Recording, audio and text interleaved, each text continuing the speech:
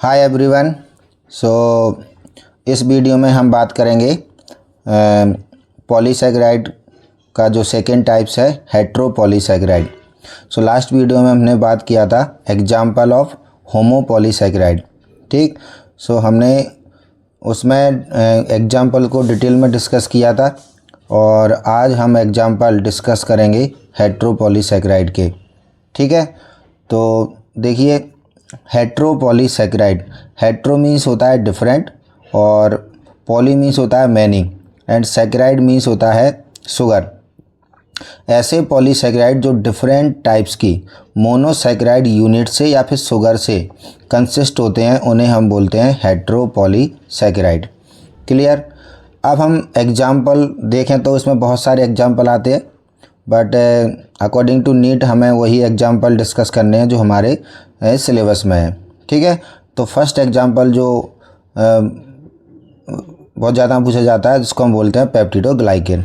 अब peptidoglycan consist of two alternate amino sugar.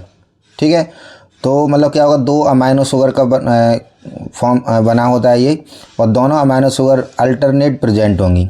ठीक है, अब हम बात करते हैं कि भाई दो अमाइनो शुगर कौन कौन सी होती हैं। तो एक अमाइनो शुगर होता है एन एसिटाइल ग्लूकोसामीन और सेकेंड अमाइनो शुगर होता है एन एसिटाइल म्यूरामिक एसिड। ठीक है, तो अमाइनो शुगर मीन्स क्या होता है, हमने एसिटाइलेशन कर दिया है। ठीक, हमने उस शुगर का क्या कर दिया है, एसिटाइलेशन। तो एसिटाइलेशन करने से हमारी जो शुगर का फॉर्मेशन होता है उसको हम बोलते हैं अमाइनो शुगर। ठीक है, अब ये जो पेप्टिडोग्लाइकेन है ये किसका कंपोनेंट होता है, तो बैक्टीरिया की सेल वॉल का कंपोनेंट होता है, सेल वॉल ऑफ बैक्टीरिया। ठीक, अब ये प्रेजेंट किस प्रकार से होता है कि एक नाग मीन्स एन एसिटाइल ग्लूकोसामीन। ठीक, देन क्या होगा, फिर सेकेंड टाइप्स का अमाइनो शुगर होगी नाम एन एसिटाइल म्यूरामिक एसिड। ठीक, फिर क्या होगा नाग, देन क्या होगा नाम, फिर क्या होगा नाग, देन क्या होगा नाम। तो इस प्रकार से अल्टरनेट ये प्रेजेंट होते हैं किसमें, पेप्टिडोग्लाइकेन में, और इसके स्ट्रक्चर को ये क्या करते हैं, फॉर्म्स करते हैं, पेप्टिडोग्लाइकेन का फॉर्मेशन हो जाता है। ठीक है, अब हम नेक्स्ट बात करते हैं हाई एलुरोनिक एसिड। ठीक है, तो ये एक हेट्रोपॉलीमर है, मीन्स हेट्रोपॉलीसैकेराइड है, consist of D glucuronic acid. ठीक है, और ये जो ग्लूकोरोनिक एसिड है वो मॉडिफाइड क्या होता है, ये कार्बोक्सिलिक एसिड। ठीक है, तो मॉडिफाइड कार्बोक्सिलिक एसिड को हम बोलते हैं D glucuronic acid and D N acetyl glucosamine. तो यहाँ पर हाई एलुरोनिक एसिड में टू डिफरेंट शुगर या कह सकते हैं अमाइन शुगर होती हैं। एक होता है हमारा डी ग्लूकोरोनिक एसिड और सेकंड कौन सा होता है हमारा डी एन एसिटाइल ग्लूकोसामीन जो डेरिवेटिव है ग्लूकोज का। ठीक, तो हाई एलुरोनिक एसिड कहाँ प्रेजेंट होता है, फाउंड इन जॉइंट कैविटी। ठीक है, ये जॉइंट कैविटी जो हमारे जॉइंट होते हैं ना, बोन के बीच में जो जॉइंट बनता है, ठीक, तो वहाँ पर एक कैविटी होती है साइनोवियल कैविटी, और उस साइनोवियल कैविटी में क्या होता है, साइनोवियल फ्लूइड, और उस साइनोवियल फ्लूइड में मोस्टली कौन प्रेजेंट होता है, हाई एलुरोनिक एसिड। ठीक है, तो ये हमें ज़्यादातर एनिमल्स में देखने को मिलता है, और ये जो एसिड है हाई एलुरोनिक एसिड एक ग्रीस की तरह काम करता है, means it reduce friction between two bones.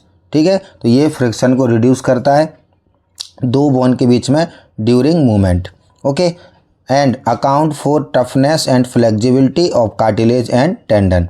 ठीक है, तो कार्टिलेज और टेंडन जो होते हैं उनमें टफनेस और फ्लेक्सिबिलिटी के लिए भी ये क्या होता है, रिस्पॉन्सिबल होता है।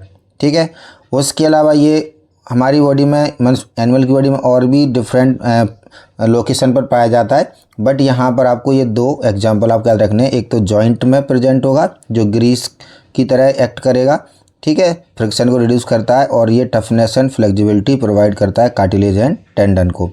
अब हम नेक्स्ट जो एग्जांपल है वो हम बात करते हैं किसकी, कॉन्ड्रोइटिन। ठीक है, तो कॉन्ड्रोइटिन सल्फेट के फॉर्म में भी प्रेजेंट होता है। तो ये कहाँ प्रेजेंट होता है, कनेक्टिव टिश्यू में। ठीक है, तो जहाँ जहाँ कनेक्टिव टिश्यू होंगे वहाँ पर ये कॉन्ड्रोइटिन प्रेजेंट होगा। अब कनेक्टिव टिश्यू जैसे हमारा बोन है, कार्टिलेज है, ठीक, तो इन सब में क्या होता है, कॉन्ड्रोइटिन प्रेजेंट होता है। अब हम नेक्स्ट बात करते हैं एग्जाम्पल की हेपेरिन। तो आप जानते हो भाई हेपेरिन मास्ट सेल के द्वारा सीक्रेट होता है। ठीक है, बेसोफिल सेल के अंदर जो ग्रेन्यूल्स होते हैं उनमें हेपेरिन भी प्रेजेंट होता है और ये हमारे बॉडी के अंदर एनिमल्स की बॉडी में एंटी कोगुलेंट ऑफ ब्लड होता है, मीन्स ब्लड को प्रिवेंट करता है फ्रॉम क्लॉटिंग या कह सकते हैं कोगुलेशन प्रोसेस से। ठीक, नेक्स्ट एग्जांपल है पैक्टिन्स। और pectins found in cell wall of plant. ठीक है, found in cell wall of plant, ये प्लांट की सेल वॉल में प्रेजेंट होता है। ठीक, इसलिए हम इसको बोलते हैं प्लांट सीमेंट। अब प्लांट सीमेंट हम इसको क्यों नेम दिया है, क्योंकि ये मिडिल लैमेला का फॉर्मेशन करता है। और मिडिल लैमेला क्या करता है, जैसे एक सेल प्लांट सेल ये है, दूसरी प्लांट सेल ये है, ये दोनों सेल के बीच में क्या होगा, एक कनेक्शन होगा और इस कनेक्शन के थ्रू क्या होगा, ये सेल कम्युनिकेट करेगी किसी दूसरी सेल से। ठीक है, ये फर्स्ट सेल हो गई, ये दूसरी सेल हो गई, तो दो सेल के बीच में जो कनेक्शन है उसको हम बोलते हैं मिडिल लैमेला। ठीक है, और मिडिल लैमेला के द्वारा क्या होता है, दो जो प्लांट सेल की सेल वॉल होती हैं वो आपस में क्या होती हैं, कनेक्टेड होती हैं, इसलिए हमने इसको नेम दे दिया है प्लांट सीमेंट। ठीक, अब ये किससे बना होता है, तो सॉल्ट ऑफ पैक्टिन होते हैं जिसमें क्या होता है, कैल्शियम एंड मैग्नीशियम होता है। ठीक है, तो ये जो मिडिल लैमेला वो क्या होता है, चैनल होता है, channel between two adjacent plant cell.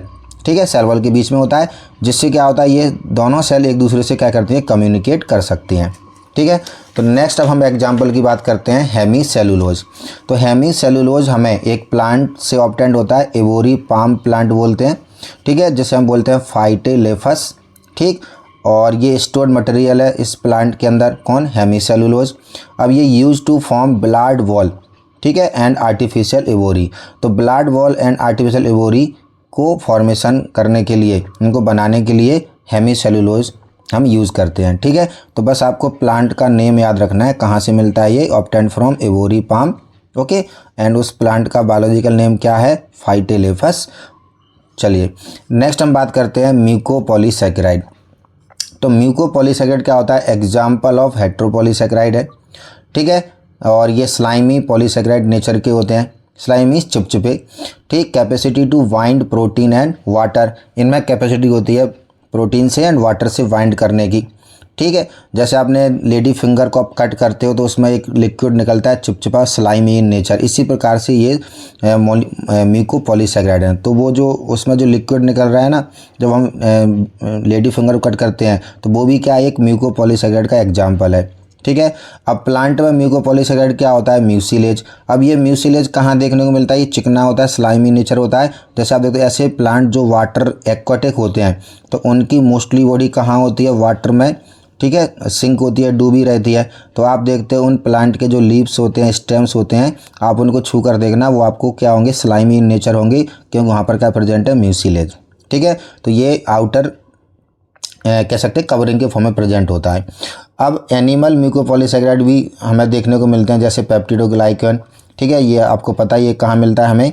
ठीक है, बैक्टीरिया की सेल वॉल में प्रेजेंट होता है। नंबर सेकंड पर अगार, अगार का नाम सुना होगा। ठीक है, जो रेड एल्गी से हमें ऑब्टेंड होता है।